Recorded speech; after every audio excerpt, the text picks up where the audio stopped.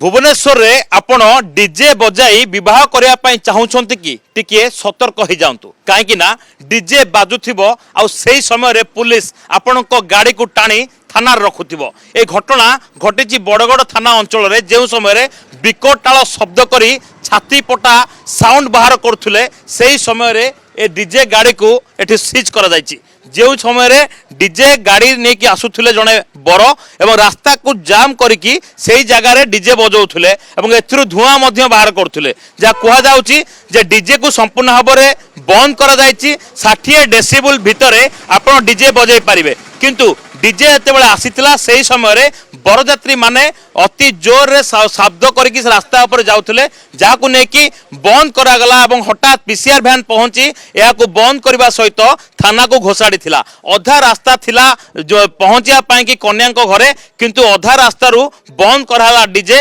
एवं डीजे बिना डीजे गाड़ी रे बर पहुंचले मंडप रे। तेबे भुवनेश्वर रे एबे जो नियम रहिछि आपण डीजे बजाई परिबे नाही। जदि आपण डीजे बजाइबे ताहा 60 डेसिबल तळकु रहिबो सेति पई आपण परमिशन नेकी जिबे। जदि आपण पाखरे कोनोसी प्रकार परमिशन नाही ताहाले आपण डीजे बजाउछंती ताहाले एई भली आपण को हैरान होबा पई पड़िबो। तो यार भितरे उक्त गाड़ी को एबे जब्त करा जायछि जेमिति या आगो को आ रास्ता को गाड़ी आनी परिबे नाही से नेकी पुलिस एबे तांको नोटिस देछि। नोटिस देबा सहित आपण देखिबे जे 60 डेसिबल कथा कुआ जाउछि एठी किंतु माळ माळ स्पीकर लागिछि एवं ता भितरे लैपटॉप लगाय कि जन डीजे जे ऑपरेटर रहितले से मध्य बहुत जोर रे साउंड करबा सहित ए अंचल को फटैथिले जहाकु नेकी स्थानीय अंचल रे लोक माने कंप्लेन करथिले एवं ए शब्द रे विकटाल शब्द जोगु लोक माने पीसीआर को कॉल करिया परे ए डीजे मालिकों को नोटिस दिया जाउछि एवं ए गाड़ी को बड़गड़ पुलिस जबत करिछि। तेबे जेउ माने एमती अमानिया होथिबे डीजे मालिकों को साबाड़ करिया पई